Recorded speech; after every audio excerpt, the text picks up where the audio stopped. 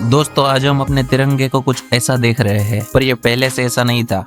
इसके पहले भी हमारे देश के बहुत से झंडे रह चुके हैं। आज उसी के बारे में हम डिटेल में जानेंगे। भारत का सबसे पहला फ्लैग किसी इंडियन ने नहीं बल्कि फॉरेनर महिला ने 1904 में बनाया था। ये आयरलैंड की महिला सिस्टर निवेदिता थी, जो स्वामी विवेकानंद की शिष्या थी। उन्होंने जो फ्लैग बनाया वो दो कलर्स लाल और पीले रंग से बनाया था। ये लाल और पीला रंग स्वतंत्रता और जीत का सिंबल था। इसी फ्लैग के बीच में उन्होंने भगवान इंद्र के वज्र को भी जगह दी थी, जो शक्ति का प्रतीक माना जाता था। इस पर बंगाली शब्द बोंदे मातरम भी लिखा हुआ था। इस फ्लैग को सिस्टर निवेदिता वज्रा फ्लैग भी कहा जाता है, जिसे 1906 में आईएनसी यानी इंडियन नेशनल कांग्रेस ने एक एग्जीबिशन में प्रदर्शित किया था। हालांकि इस फ्लैग को मान्यता नहीं मिली और अभी ये कोलकाता के आचार्य भवन म्यूजियम में रखा हुआ है। दूसरा फ्लैग 1906 में बनाया गया था, जो एक तिरंगा था, यानी उसमें 3 कलर्स की स्ट्रिप थी। सबसे ऊपर नीला, बीच में पीला और सबसे नीचे लाल रंग था। नीली पट्टी में 8 स्टार्स भी बने हुए थे। पीली पट्टी पर देवनागरी लिपि में वंदे मातरम लिखा हुआ था और लाल पट्टी में सूर्य और चंद्र को रखा गया था। इसी फ्लैग को मॉडिफाई करके 7 अगस्त 1906 को भारत का पहला अनऑफिशियल फ्लैग फहराया गया, जो ऑलमोस्ट पहले वाले फ्लैग जैसा ही था, जिसमें बस ऊपर की ब्लू स्ट्रिप को बदल के ग्रीन कर दिया और 8 स्टार्स के बदले 8 कमल के फूलों को रखा गया। इसे कलकत्ता फ्लैग या फिर लोटस फ्लैग भी कहा जाता है। ऐसा माना जाता है कि इस झंडे को सत्येंद्र प्रसाद बोस और सुकुमार मिश्रा ने डिजाइन किया था। जब अंग्रेज वाइसरॉय कर्जन ने बंगाल का पार्टीशन किया था, तब उसका बॉयकॉट करने के लिए और देश की एकता को दर्शाने के लिए सुरेंद्रनाथ बैनर्जी ने यह झंडा फहराया था। 22 अगस्त 1907 में जर्मनी के स्टुटगार्ट शहर में मैडम भिखाईजी कामा ने झंडा फहराया था। ऐसा माना जाता है कि उस झंडे को मैडम कामा विनायक दामोदर सावरकर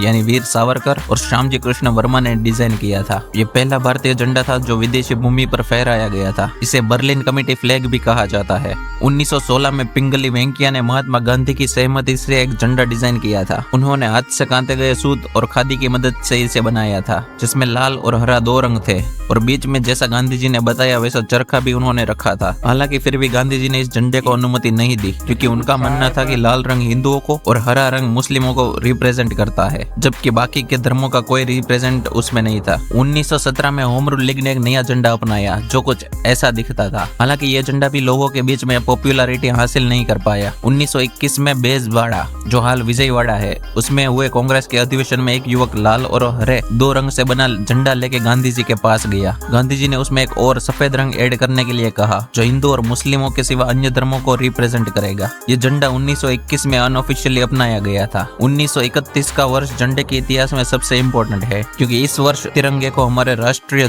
ध्वज के रूप में अपनाने का प्रस्ताव पारित किया गया था, जिसमें केसरी, सफेद और हरा 3 रंग थे और बीच में महात्मा गांधी का चरखा था। 22 जुलाई 1947 में कॉन्स्टिट्यूंट असेंबली, जो हमारे संविधान बनाने के लिए बनाई गई थी, उन्होंने इसमें चरखे को हटा के सम्राट अशोक के धर्म चक्र को रख दिया और उस फ्लैग को स्वतंत्र भारत का राष्ट्रीय ध्वज के रूप में अपना लिया।